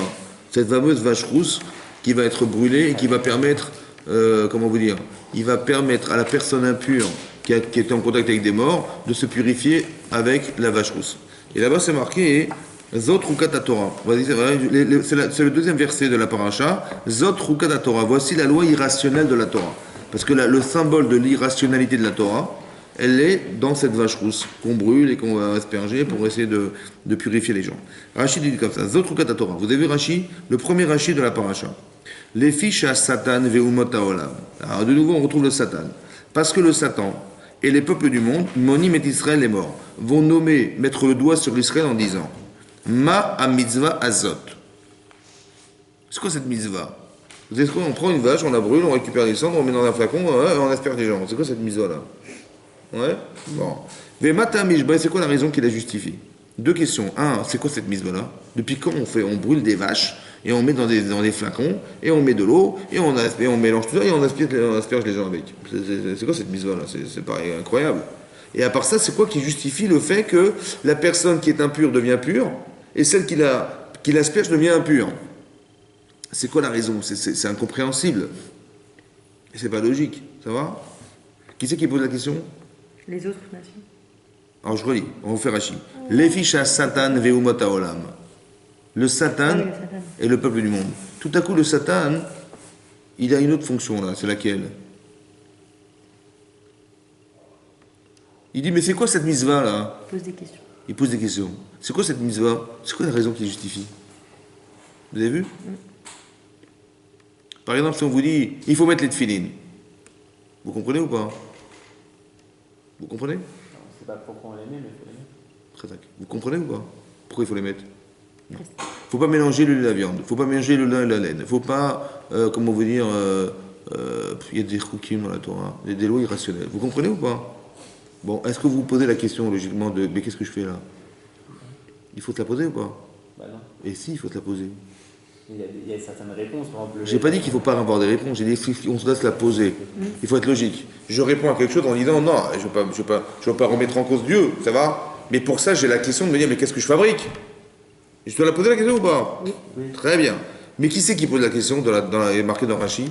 Bah, C'est le Satan. Mais c'est marrant, c'est pas moi, c'est moi ou c'est le Satan? C'est moi-même. Bah, je comprends. Mais quand je me dis, mais quand on dit, tu sais quoi, il faut mettre les tefilines le matin, et même si tu es dans le métro, tu dois les mettre. Attends, devant les goyim, comment je vais faire devant les gens? J'ai honte. Oui, c'est dur de faire. Quand on est juif et qu'on vous invite à un pot de départ, on vous dit, il y a Christine qui s'en va du service, hein, elle a préparé un pot de départ, elle a mis du champagne, il y avait Du jambon. Du jambon, des paquets chers. On y va ou pas? Hein? Bah oui. Ok, bien sûr, on ne peut pas manger, comment on fait alors? Ben, c'est comme ça. On explique. On explique quoi? Hein? Qu'est-ce qu'on lui dit? Elle dit, mais j'ai mis 350 € là dans les... Alors, on boit ou pas? On va pas faire honte aux gens quand même. On est embêtés, hein, Ils disent, qu'est-ce que je fous là? J'espère qu'ils vont pas me demander pourquoi je mange caché, j'espère qu'ils vont pas me demander comment... Oh, ça va? Mais en vérité, la gêne, elle vient de quoi? Elle vient du Satan. Mais qu'est-ce que je fous là? Aïe, aïe, aïe, aïe. Je vais leur dire que je fais un régime. Je vais leur dire que j'ai un rendez-vous. Je vais leur dire que je vais mentir. Et je suis embêté, je suis gêné. Ça va? Mais la question du Satan, c'est la mienne en fait. Mais c'est quoi la question du Satan? C'est quoi ce Satan-là? Qu'est-ce qu'il fait là? Hein? C'est intéressant, hein? Que là, tout à coup, c'est le révélateur de quoi? Des questions qu'on se pose. Mais c'est quoi la question? La question, c'est quoi finalement? C'est quoi la question? La question, c'est quelle est l'utilité de ce que. Non, mais c'est quoi l'intérêt? C'est quoi la question en général? La question, C'est un désir de comprendre. bah, c'est l'expression de ce que je sais pas et de ce qui peut me déranger. Quand la première chose qu'on demande à ses enfants à Pessah, c'est quoi? C'est le Gata de Général. Non.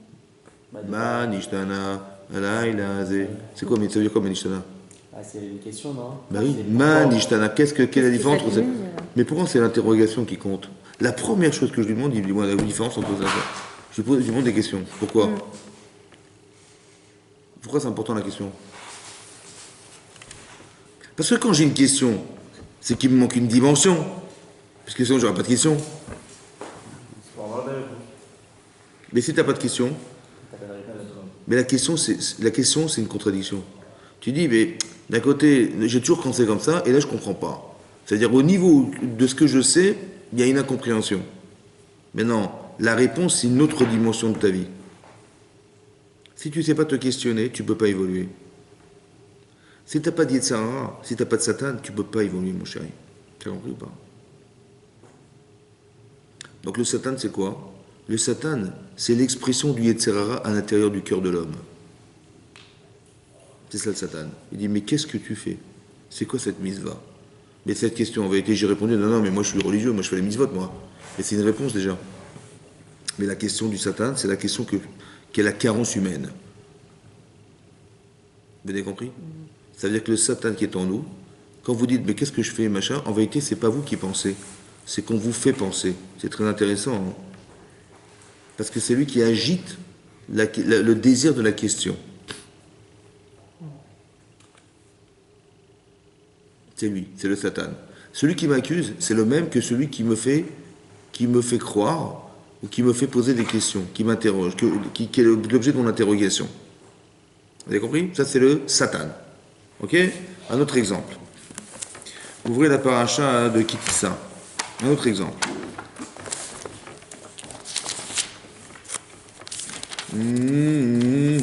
Regardez. L'exemple que je vous donne, c'est le suivant. Alors, c'est marqué comme ça. Alors, ouvrez la page. Ouvrez la page.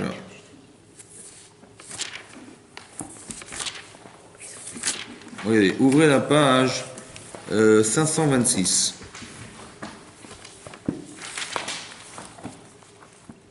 Vous avez trouvé?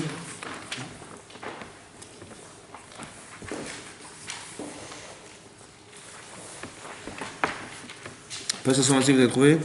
Donc on est Passouk Aleph, Perek Lamed Bet. Donc le 32e chapitre, Passouk Aleph, premier verset. Vayar Ha'am, ki boshesh Moshe Laredet. On est au pied du mont Sinaï. On va recevoir la Torah. D'accord? Donc on est le 16 Tammuz, parce que Hachem s'est révélé le 6 Sivan, et 40 jours plus tard, on était censé recevoir la Torah.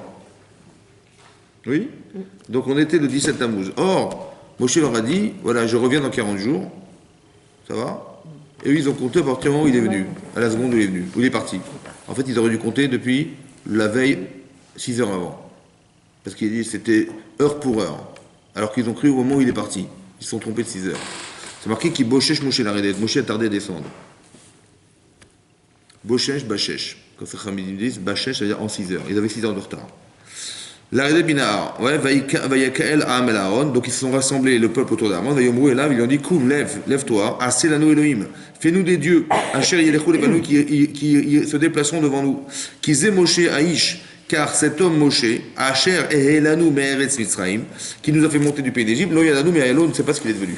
Donc on a une question. Qu'est-ce qu'il est devenu, Moshe Rabbeinu? Ok. Maintenant, regardez Rashi. Regardez Rashi, dans la colonne de droite, 5e ligne après le départ. 5e ligne. Au milieu de la phrase, c'est marqué Betet Zayin. On était le 16. Ba à Satan. Vous avez vu? Il est venu le Satan, virvev et taolam, et il a mélangé le monde, ve'erad mut rocher, va'afela bergouvia. Et ils ont vu dmut rocher, ça veut dire ils ont vu quelque chose qui était de l'obscurité, de l'obscurité et de la pénombre, virvev mélangé. Et ils ont pensé, et l'Omar, vadaï met Moshe. S'il arrive un truc pareil, c'est vadaï que Moshe est mort. C'est pas normal que la nature elle se perturbe comme ça, c'est-à-dire que c'est fini, on a raté l'occasion.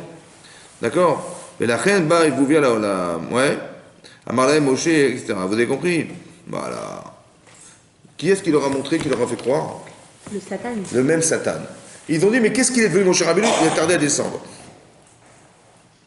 L'inquiétude qui peut être révélatrice de Facebook, qui peut être révélatrice de la peur, ça va? C'est le Satan qui est révélateur de cette peur. Parce que si Moshe n'est pas descendu, si Moshe, on a vu que finalement, voilà, il y a eu la pénombre et tout, le monde est devenu obscur et tout, ils ont dit, ah, c'est quoi cette histoire? Ils ont traduit tout de suite parce qu'il a tardé à descendre, et c'est pas normal qu'il soit pas descendu, c'est pas logique, ça va?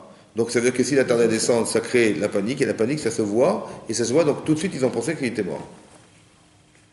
Mais ils l'ont vu ou ils l'ont pas vu? Mort. Ils ont cru qu'il était mort. Mais c'était logique qu'il soit mort? Ben, c'était logique, puisqu'il n'y a aucune raison qui justifie le fait qu'il ne descende pas. Moshe Rabbeinu, il veut leur donner la Torah, il est monté pour ça, il va redescendre pour ça. Il n'est pas descendu, ça fait 6 heures d'attente, c'est long 6 heures quand même. Ils ont dit, c'est sûr qu'il est mort. Mais il est mort ou pas? Non. Qui c'est qui leur a fait croire qu'il est mort? Satan. C'est intéressant, hein? Ça veut dire quoi? Encore une fois, le Satan, c'est le révélateur de la carence. Maintenant, je vous explique un truc, pour que vous compreniez encore mieux. Voilà. Moi, je donne toujours cet exemple parce qu'il est vrai, cet exemple. Quand on va faire la prière, d'accord? On va à la synagogue faire la prière. Donc, le matin, on se lève tôt. Parce qu'on a décidé d'aller faire la prière. Donc, on s'habille, on fait les brachot, on part à la synagogue, on met ses tefilines, on fait les psuké des Zimra, on fait le Yotzer, on arrive au Kriyat Shema. On fait Shema Israël Hashem Elokeinu Hashem Echad. On a pris sur nous le joug divin. Et après, on va démarrer la Hamida, qui est le summum de la prière. La Hamida, oui, qui est le summum de la prière. Et lorsqu'on arrive au summum de la prière, on commence à prier, et tout à coup, notre esprit volatile. Et vas-y que tu as des courses cet après-midi, et tu as un livreur, tu dois livrer quelqu'un, et tu et les lunettes, il faut les... Voilà. Voilà à quoi on pense. On pense à ça. Ça va? Bon. Dites-moi, c'était le moment de penser à ça? Non. Est-ce que vous aviez envie d'y penser? Non. Est-ce que c'est pas honteux d'y penser? Attends, vous parlez à Hachem en direct, et tout à coup, je pense à ce que je dois faire cet après-midi, et les rendez-vous, et les machins. C'était le moment? Non. J'avais pas envie non plus, et je me suis pas levé le matin pour arriver au summum de la prière et de penser à autre chose.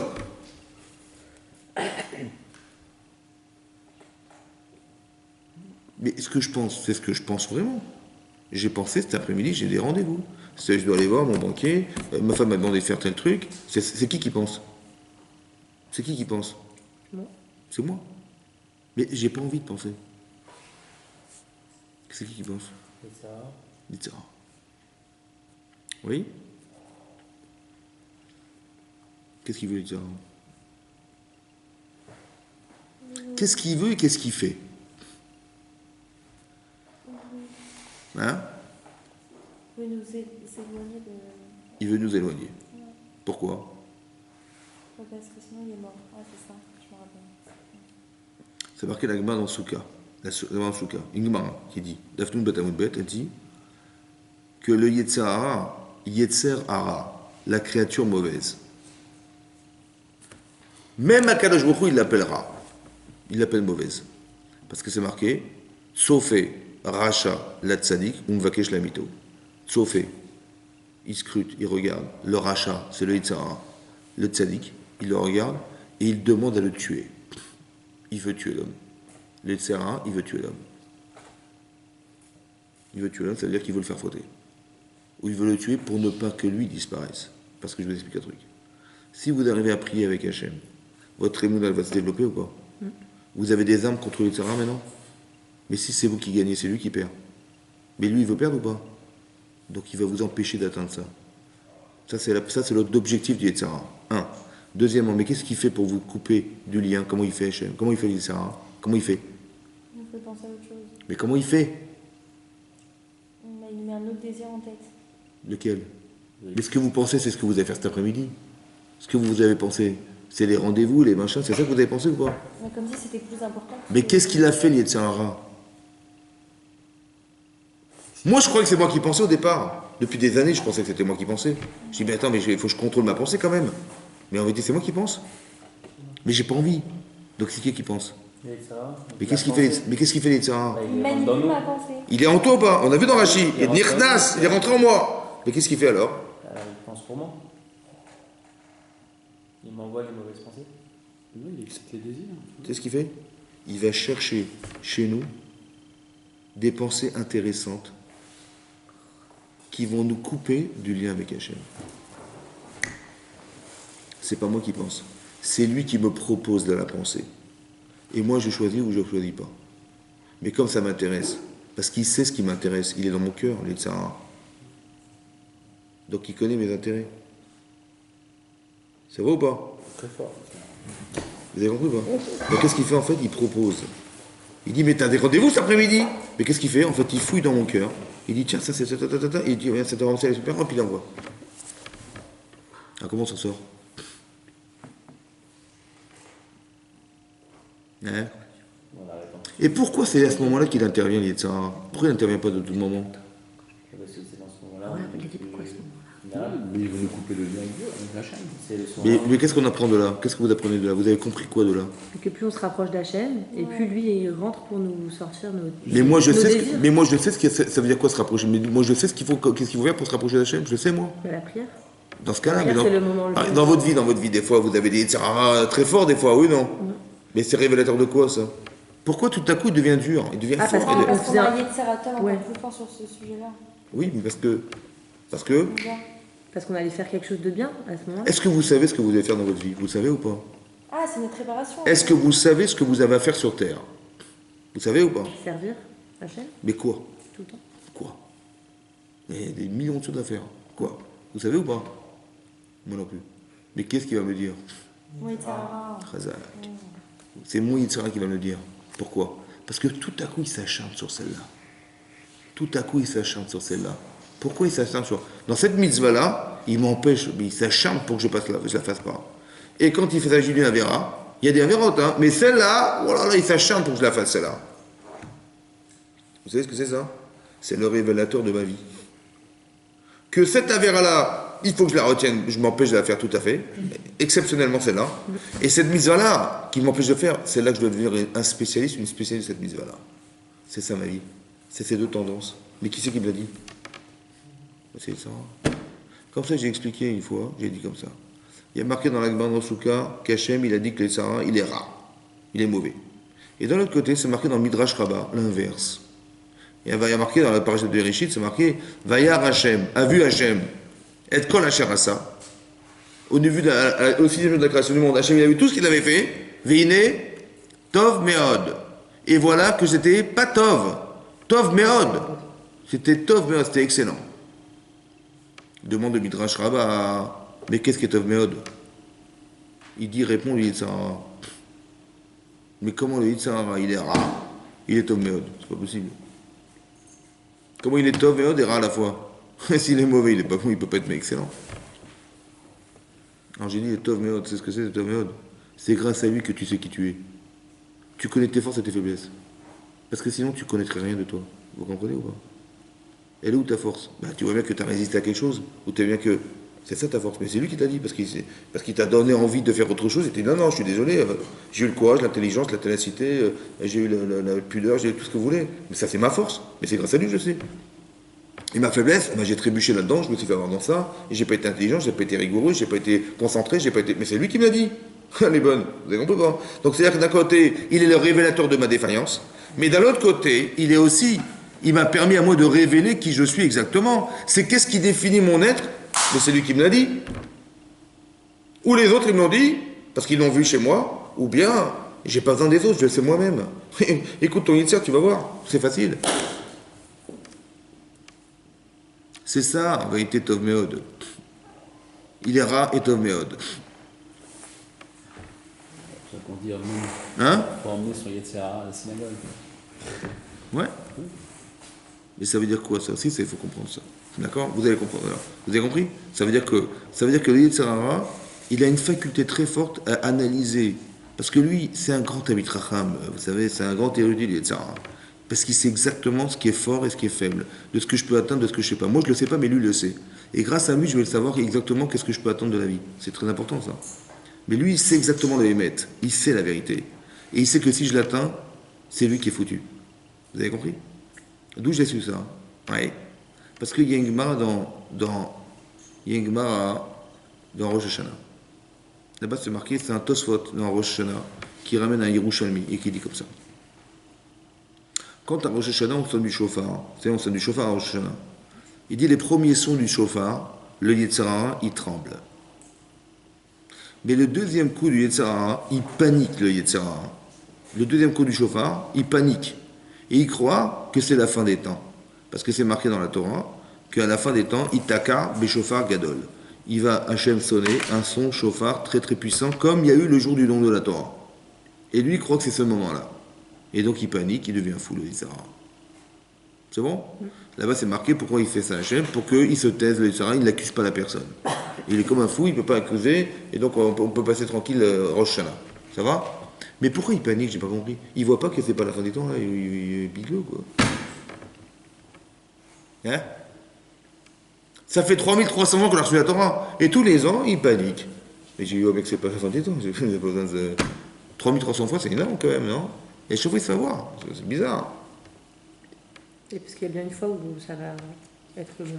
Mais bon, il y a des comme ça, une fois, deux fois, trois fois, au bout de 3, 4 fois, il voit que c'est pas ça, 4 fois, 5 fois, 10 fois, 1000 fois, c'est bon. Hein. 3300 fois, c'est beaucoup quand même. Bon. Ça lui rappelle. Hein? Ça lui rappelle. Ça lui rappelle. Ça lui rappelle que c'est possible. Bah, je sais ce qu'elle a dit, mais c'est Parce qu'il ne peut pas intervenir. C'est pas possible, c'est un peu difficile, quoi. Vous voyez? Alors le Rav Dessler, il explique comme ça. Écoutez bien.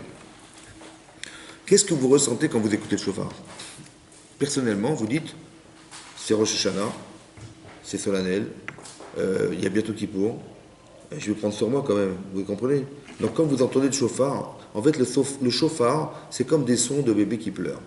Je me sens mal là, j'ai envie d'arrêter là, j'ai envie de faire autre chose de ma vie, j'ai envie de prendre sur moi des choses. Mais qu'est-ce qui se passe dans votre cerveau? Vous avez envie de prendre sur vous des choses. Donc votre cœur, comment ça se passe dans votre cœur? Hein? Ben c'est fini. On arrête tout.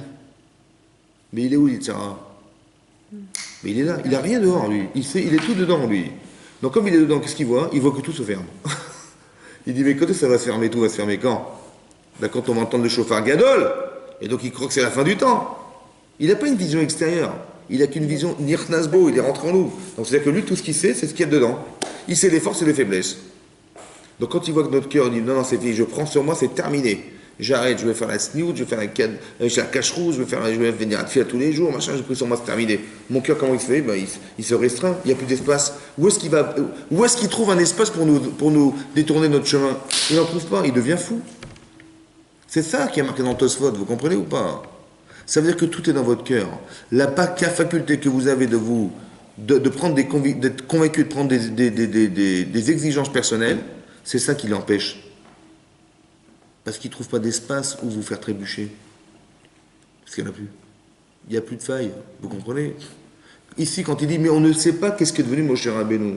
La question, elle n'a pas de réponse, puisqu'on ne sait pas ce qu'il est devenu. J'ai une bulle dans la tête, mais j'ai une bulle dans mon cœur. Parce que j'ai dit, attends, c'est la panique, s'il ne vient pas, on fait quoi? Et qu'est-ce qu'il fait Yetzer?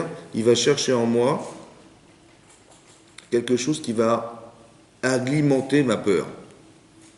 Mais encore une fois, qu'est-ce qu'il va chercher en moi? Il va chercher ce qui existe. Qu'est-ce qui existe? C'est quelque chose, écoutez-moi bien. Si demain Moshe Rabbeinu ne descend pas, qu'est-ce qu'on fait? On est foutu. Soit on dit non, il ne va rien se passer du tout, oui, et il va descendre. Soit on se dit, ben oui, s'il ne descend pas, on fait quoi? Donc j'ai peur. Mais cette peur, il faut que je la solutionne ou pas? Ou je dis non, mais pourquoi tu as peur? Tu es trop pessimiste, de quoi tu parles? Mais bien sûr qu'il va descendre, pourquoi il ne descendrait pas, Moshe Rabbeinu? Ok? Mais attention, hein, parce que ce sont des choses vitales, essentielles, déstabilisantes. Parce que s'il ne descend pas, il n'y a pas de Torah. Hein. Je la pose ou pas la question? Ou je dis non, tu t'angoisses pas, tout va bien se passer. Qu'est-ce qu'on fait? Si je dis tout va bien se passer, on va faire le veau d'or. Parce que s'il ne descend pas, on va paniquer, on va faire le veau d'or. Et par contre, si on trouve des solutions à nos peurs, on ne fera pas le veau d'or. Parce que si j'ai une solution à ma question, j'ai pas d'Yetzerara. Il ne pourra pas me montrer le linceul de Moshe Rabbeinu flottant dans l'air, il ne pourra pas, parce qu'il n'y a pas de place. Vous comprenez ou pas? Parce que j'ai déremplacé cette image par autre chose. Ça veut dire que c'est très important de solutionner sa vie dans des choses déstabilisantes, parce qu'il y a des choses dans la vie qui sont les enfants, les parents, son épouse, son mari, je sais pas, des choses qui sont le travail, déstabilisant. Que si j'ai pas ça, je peux perdre la tête. Et là-dessus, le Tsara, il veut nous tuer, donc il veut absolument nous déstabiliser à ce niveau-là. Donc il faut qu'on ait des solutions pour éviter que lui-même il puisse rentrer dans ce paramètre et nous faire croire des choses. Vous avez compris que ici on est dans l'imagination, il ne s'est rien passé du tout, hein. Mais c'est ce qu'on a cru. Parce que qu'est-ce qui peut être d'autre que ce qu'on a cru? Vous avez compris? C'est tellement logique que Moshe devait descendre, et c'était tellement prévu qu'il devait arriver, il n'est pas venu, ça veut dire qu'il a raté sa mission, et forcément il est mort. C'est de la logique, ça. Seulement la question qui a été posée, elle crée une bulle dans mon cerveau. Mais comme moi, je n'ai pas d'autre solution que Moshe Rabbeinu qui nous descend la Torah, qu'est-ce qu'on va faire nous? Ah ben, ça veut dire qu'on est foutu, donc il faut remplacer Moshe Rabbeinu tout de suite, on a paniqué, on a fait le vaudor. Mais si j'avais la solution de me dire, t'as raison, s'il meurt, je pense que personne ne pourra le remplacer. Alors ça veut dire qu'on est foutu, non.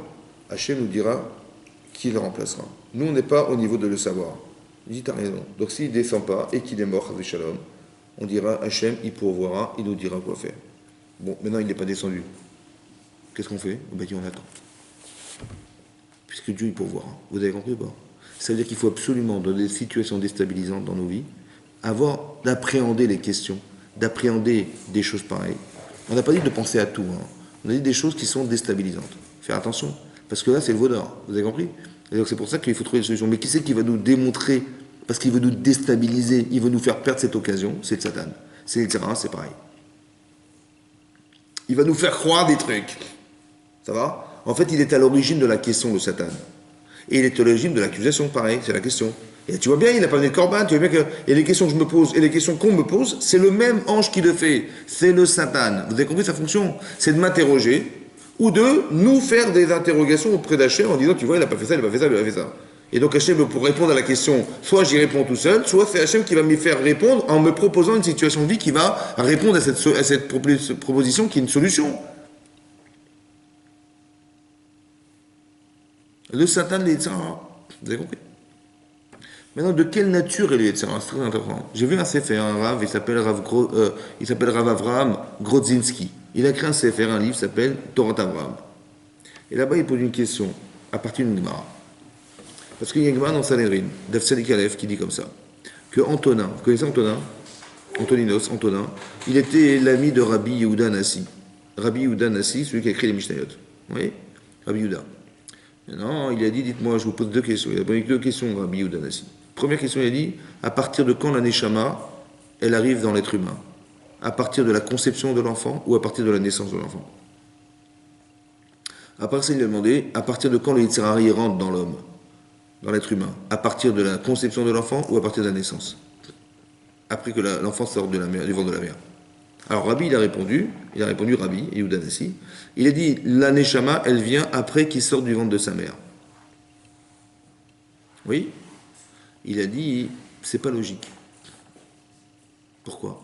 Parce que quand vous voyez, vous achetez de la viande, à la boucherie. Combien de temps ça dure une viande? Au bout de 3 jours, elle pourrit. Et il faut la saler pour qu'elle se conserve. Mais pourquoi elle pourrit? Parce qu'il n'y a pas de neshama, il n'y a pas d'âme dans cette viande. Elle est morte, la viande. Donc il n'y a plus d'âme, ça se dépérit. Or, si vous pensez que la neshama, elle ne se greffe qu'après la naissance, comment le bébé, il a pu rester 9 mois dans le ventre de sa mère sans pourrir? C'est forcément qu'il avait une neshama. Il a dit, t'as raison. Il a dit, t'as raison.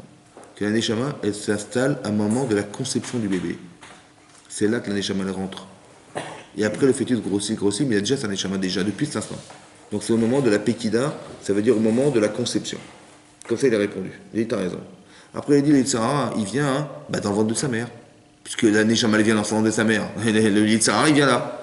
Il dit, mais c'est pas possible. Parce que s'il était dans le ventre de sa mère, il aurait donné un coup de pied dans le ventre de sa mère pour sortir. Il a dit, donc ça veut dire forcément que Il l'a Yitzhara au moment de sortir du ventre de sa mère. Il dit, t'as raison. Il a amené un passage là-bas, lorsque Hachem, il a dit à Caïn, quand il a voulu tuer Evel, avant qu'il le tue, il dit, fais gaffe, attention. La pétard khatat rovetz. La pétard, à la porte, khatat la faute, elle se tapit. C'est quoi la porte? Ben, c'est la porte la khatat, c'est la faute, c'est le Yitzhara. Il est à la porte de la sortie du ventre de sa mère. Comme ça, il a compris, c'est une allusion pour dire qu'il est juste à la sortie. Quand le bébé sort, clac, le Yitzhara, il rentre en lui. Ça va? Maintenant, il pose le Rav une question là-bas, il dit comme ça. On avait supposé que quoi? Qu'il était dans le ventre de sa mère. Oui? Mais il dit, mais il aurait donné un coup de pied dans le ventre de sa mère pour sortir. Oui? Il dit, mais comment tu veux que le Yetzirah, il donne envie à l'enfant de sortir du ventre de sa mère, alors qu'il n'a eu aucune expérience négative de sa vie? De quoi il se nourrit le Yetzirah? De nos erreurs. Mais il n'y a pas d'erreur. Il n'a rien vécu, le pauvre. Donc comment tu aurais pensé qu'il aurait donné un coup de pied dans le ventre de sa mère? Qu'est-ce qu'il demande? Il répond comme ça. La nature du Yetzirah, c'est d'être libre, de choisir. On te propose la Torah, le premier réflexe, c'est de refuser. Tu sais pourquoi? Laisse-moi tranquille, c'est moi qui décide. La nature du Yetzer, c'est d'être libre de faire un choix. Donc ça veut dire que si on nous avait proposé la Torah dans le ventre de notre mère, comme on nous la propose, on aurait mis un coup de pied dans le ventre pour sortir pour dire non, je ne veux pas qu'on m'impose, c'est moi qui décide. Le désir de décider, il vient du Yetzirah. Maintenant, il y a deux façons de cultiver la liberté de choix. Ça veut dire l'indépendance. Parce qu'en vérité, au fond de nous-mêmes, ce désir d'indépendance, il vient du Yetzirah. C'est ça qu'il a voulu dire le Rav, quand il a dit qu'on va donner un coup de pied dans le ventre de sa mère. Parce que je ne veux pas qu'on m'impose. Je veux décider par moi-même. C'est tellement puissant, ça. Oui, par exemple, on voit un enfant adolescent, on l'éduque jusqu'à l'adolescence, et à un moment donné, il va se rebeller contre nous. Pourquoi il se rebelle? Ben oui, mais ça vient de quoi, tu crois, ça? Ça vient du Yetzirah, ça. Ça veut dire quoi, ça vient du Yetzirah? Ça veut dire que d'un côté, tu dis, mais quand un enfant, il a l'audace de répondre à son père, et là, le père, il va dire, mais c'est quoi cette... Mais j'ai jamais vu ça, et on se comporte pas comme ça, il va essayer de casser son fils, ouais? Non, fais gaffe, attention. Parce que là, il est en train de te dire, laisse-moi tranquille, je suis indépendant. Il faut respecter le désir d'indépendance. Parce que c'est grâce au Yetzirah que la personne, elle va s'assumer. Alors que si je l'écrase, et je lui dis, on ne parle pas comme ça à son père, et je le cache, je vais faire de quoi? Je vais faire de lui un mouton, un gentil mouton, qu'on caresse, on change du poil, et quand il va grandir, qu'est-ce qui va se passer? Ben, il ne saura jamais décider, il ne saura pas prendre l'initiative, il n'aura pas aucune indépendance personnelle, il va dire, oh, papa, qu'est-ce qu'on fait là? On fait ça, je me marie avec elle ou pas? Dis-moi, qu'est-ce que je fais? Ben non, c'est pas ça que j'avais envie que tu sois indépendant. Donc il faut faire très attention de respecter l'indépendance. Mais il faut faire attention que la personne, elle comprenne l'indépendance. Parce que le rachat aussi, il est indépendant. Et le tzaddik aussi, il est indépendant. Oui? Mais c'est quoi d'être indépendant? Par exemple, quelqu'un dit, voilà, moi je me débrouille tout seul. Je suis un grand débrouillard. Comment, en une seule vie, il va pouvoir réussir à faire ce qu'un type, il peut apprendre à l'école, avec des grands professeurs, une grande yeshiva, avec un grand rave? Est-ce qu'il va... Le rave, il a écouté des shurim d'un rave pendant 20 ans, 30 ans, 40 ans. Et le rave, il a écouté pendant des années un rave qui exerce. Ce qu'on entend, ça fait déjà 200, 300, 400, 2000, 3000 ans qu'on en a parlé. Ça a été élaboré ou pas? C'est comme un type, il va à la fac. Il va à la fac de médecine. Le professeur qui lui parle, il a un doctorat de je sais pas quoi. Donc il a beaucoup, beaucoup d'expérience. Mais moi, j'ai ni son intelligence, ni ses compétences. Mais qu'est-ce que je peux faire tout seul? Est-ce qu'il vaut mieux que je me dise non, j'ai plein de personnes, moi, je me débrouille tout seul? Oui, non, je m'associe à cette personne, j'apprends d'elle, donc je dépends d'elle. Et cette dépendance me rendra encore plus indépendant. Qu'est-ce qui vaut mieux à votre avis? La deuxième. Maintenant, vous savez quoi? Le professeur, vous savez qui c'est le professeur? C'est Hachem. Alors, il vaut mieux être indépendant de lui ou dépendant de lui, à votre avis? Mais évidemment. Donc, la Torah. Je dis, mais moi, j'ai compris ce sentiment, je le comprends. Mais c'est ton désir d'indépendance, il faut juste que tu comprennes que tu dois devenir indépendant. Mais de quelle manière? Lui, Sarah, il va dire, mais débrouille-toi tout seul, mon chéri, t'as besoin de personne. Alors qu'en vérité, c'est faux. Parce qu'il veut me détruire en disant ça. Mais au contraire, Rentre dans la Torah à fond et deviens partenaire d'Hachem. Il vaut mieux que tu sois partenaire, que tu aies un partenaire extraordinaire qui est Akadosh Baruch Hu, que tu te débrouilles tout seul. Tu m'as compris? Surtout que tu sais que tu vis grâce à lui quand même.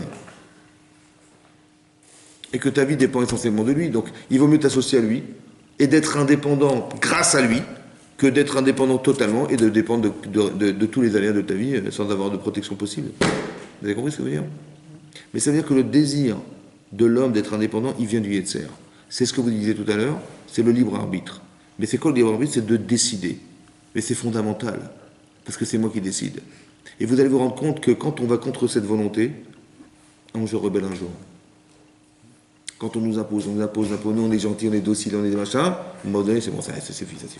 Ça va, pourquoi? Parce que j'ai eu du Yetzer Hara qui n'a pas été solutionné en moi. Le Yetzer Hara, lequel? Celui qui va me donner le plaisir d'être indépendant. Et je vois que chaque fois, je veux faire un truc, on me dit non, fais pas comme ça, et fais pas comme ça, et c'est bon, arrêtez de m'éduquer, vous comprenez? Ce désir de refus, en vérité, il vient de là. C'est comme si qu'un ange, il me dit, voilà, fais comme ça dans le ventre de ma mère. Je dis, bah, c'est bon, ça va, et quand est-ce que je décide? Par contre, il faut accompagner les gens dans des décisions, c'est très important. Pas d'imposer un choix, mais de proposer un choix. Et l'indépendance, quand elle est proposée, c'est plus facile de l'accepter que lorsqu'elle est imposée. Toujours, c'est comme ça. Mais sachez que le désir de rébellion, il est en l'homme. C'est lequel? C'est celui du Yetzer. C'est ça que la Gemara explique qu'il a donné un coup de pied dans le ventre de sa mère. Que c'est pas possible qu'il ait pu avoir des Yetzer dans le ventre de sa mère, parce qu'il aurait donné un coup de pied dedans. Parce que ça veut dire que le dernier d'indépendance, plus il est grand le Yetzer Tov, plus le Yetzer il est fort. C'est ça que ça veut dire aussi. Parce que là, tu es dans le Hémet. Et donc le Yetzer va dès qu'il va s'acharner, il va te donner un coup de pied dedans. C'est évidemment comme ça. Mais encore faut-il comprendre derrière que c'est pas moi qui décide. On me propose de croire. Et après, il faut que toi, tu sois capable de dire est-ce que c'est juste ou c'est faux. Pour ça, j'ai toujours expliqué une chose comme ça. Écoutez-moi bien. Votre cerveau, il sert à réaliser ce que vous désirez. Tu as envie de faire ces études? Comment tu vas t'y prendre? Telle faculté, tel truc, tel yeshiva, tel machin.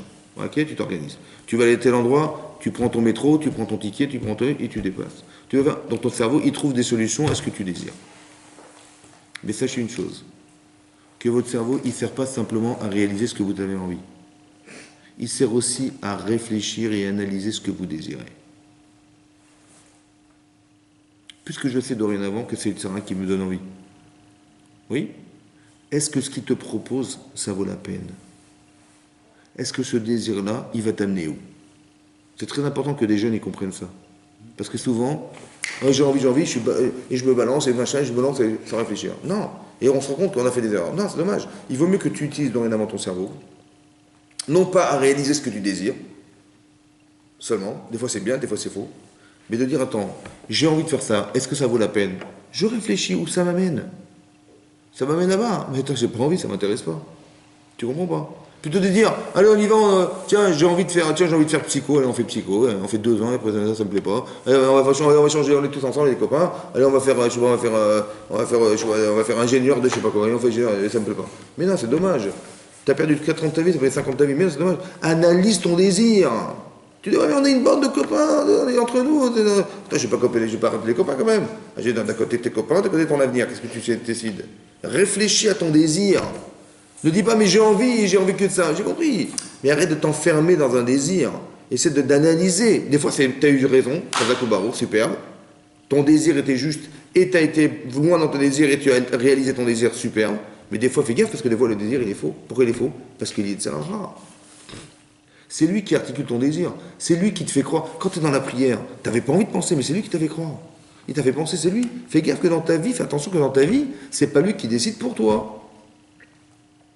Il faut que tu sois capable de dire, attends, je suis désolé, là, où je vais avec ça? J'ai compris que le désir c'est bien, mais habitue-toi dorénavant à réfléchir ton désir, à analyser la nature de ton désir. Il y a des gens, ils ne savent pas quoi faire dans la vie. Qu'est-ce qu'ils font? Ils font des trafics, ils font des trucs dégueulasses. Je dis, mais comment je vais faire? J'ai envie de gagner ma vie, je suis obligé de tricher, je suis obligé de mentir, je suis obligé de faire des escroqueries. J'ai pas fait d'études, j'ai pas fait machin. Je suis obligé d'être un voleur. Mais où ça t'amène? Ça t'amène... Mais personne ne va nous attraper. Mais réfléchis. Est-ce que ce désir, il est juste? Est-ce qu'il n'y a pas d'autre solution? Peut-être qu'il vaut mieux des fois gagner moins en étant honnête et tranquille que d'être malhonnête en prenant le risque d'être chopé. C'est comme ça. Est-ce que vous croyez que les gens qui font des choses malhonnêtes, ils s'en sortent toute leur vie comme ça? Est-ce que c'est un truc qui a de l'avenir, franchement? Alors est-ce que tu n'es pas capable d'analyser ton désir au départ? Ça, c'est la vraie fonction du cerveau. C'est pas de réaliser forcément, c'est d'analyser pourquoi c'est important. Parce que dorénavant qu'on sait que l'Yetzirah, il est dans l'homme, et que c'est lui qui propose. Le désir, c'est lui qui le propose, encore une fois. Donc je suis obligé de savoir est-ce que c'est mon Yetzirah ou Yetzirah, je suis obligé.